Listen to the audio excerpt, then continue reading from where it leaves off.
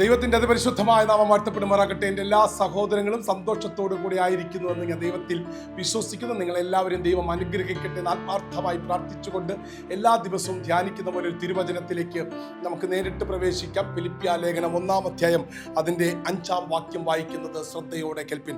1-ാം നാൾ മുതൽ ഇതുവരെയും സുവിശേഷ ആഘോഷണത്തിൽ നിങ്ങൾക്കുള്ള കൂട്ടായ്മ നിമിത്തം ഞാൻ നിങ്ങളെ ഓർക്കുമ്പോഴൊക്കെയും എൻ്റെ ദൈവത്തിന് സ്തോത്രം ചെയ്യുന്നു. സുവിശേഷ ആഘോഷണത്തിലുള്ള ഒരു കൊയ്ത്ത്. ആമേൻ, സ്തോത്രം.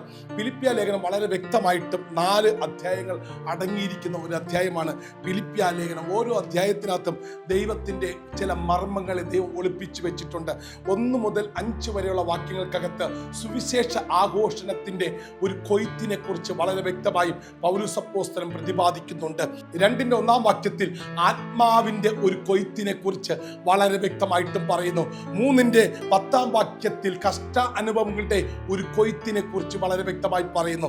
4-ന്റെ 15-ാം വാക്യത്തിൽ അവൻ വരവ് ചെലവ് കണക്കുകളുടെ ഒരു കൊയ്ത്തിനെ കുറിച്ച് പറയുന്നു. ഫിലിപ്പിയ ലേഖനം ഓരോ അധ്യായവും ഓരോ കൊയ്ത്തുകളെ വിളിച്ചു പറയുന്നു. 1 സുവിശേഷ ആഘോഷണത്തിന്റെ കൊയ്ത്ത്, 2 ആത്മാവിന്റെ കൊയ്ത്ത്, 3 കഷ്ടാനുഭവങ്ങളുടെ കൊയ്ത്ത്, 4 വരവ് ചെലവ് കണക്കുകളുടെ കൊയ്ത്ത്. ഈ 4 കൊയ്ത്തുകളും 4 അധ്യായങ്ങളിൽ പൗലോസ് അപ്പോസ്തലൻ വളരെ വ്യക്തമായി പ്രതിപാദിച്ചിട്ടുണ്ട്. ഇന്ന് പകൽക്കാലം നമ്മൾ ധ്യാനിക്കുന്നത് സുവിശേഷ ആഘോഷണത്തിന്റെ ഒരു കൊയ്ത്താണ്.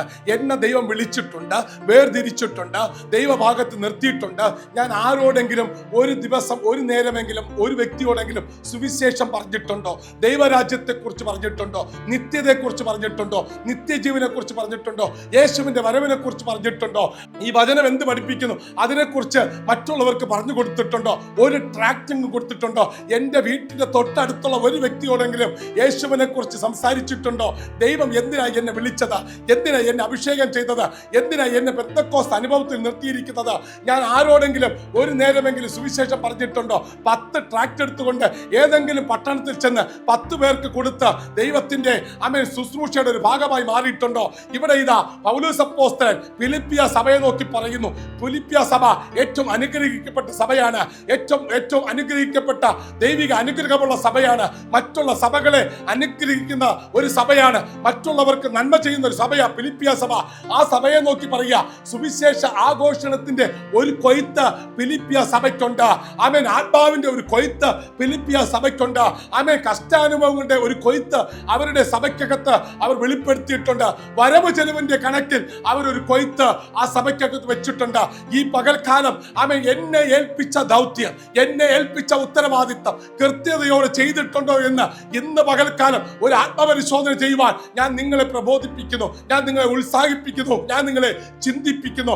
എൻ്റെ ദൈവത്തിന് വേണ്ടി ഞാൻ എന്തെങ്കിലുമൊക്കെ ആയിത്തീരണമെന്ന് ആരെങ്കിലും ആഗ്രഹിക്കുന്നുണ്ടെങ്കിൽ അവരിലൂടെ ദൈവത്തിന് ചില കൊയ്ത്തുകൾ ഈ ദിവസത്തേക്ക് എടുക്കുവാൻ ആഗ്രഹമുണ്ട്. അതിനായിട്ട് സമർപ്പിക്കുന്ന ഒരു ക്രിസ്തു ജീവിതം നിങ്ങളിലും എന്നിലും ഉണ്ടാകട്ടെ. അങ്ങനെ ഉള്ളവരെ നോക്കിയ ഫിലിപ്പിയ 4-19 വളരെ വ്യക്തമായി പറയുന്നു, എൻ്റെ ദൈവമോ നിങ്ങളുടെ ബുദ്ധിമുട്ടൊക്കെയും മഹത്വത്തോടെ തന്റെ ധനത്തിനൊത്തവണ്ണം ക്രിസ്തുയേശുവിൽ പൂർണ്ണമായും തീർത്തു തരും. നമ്മുടെ ദൈവം പിതാവുമായവൻ എന്നേക്കും മഹത്വം. ആമേൻ.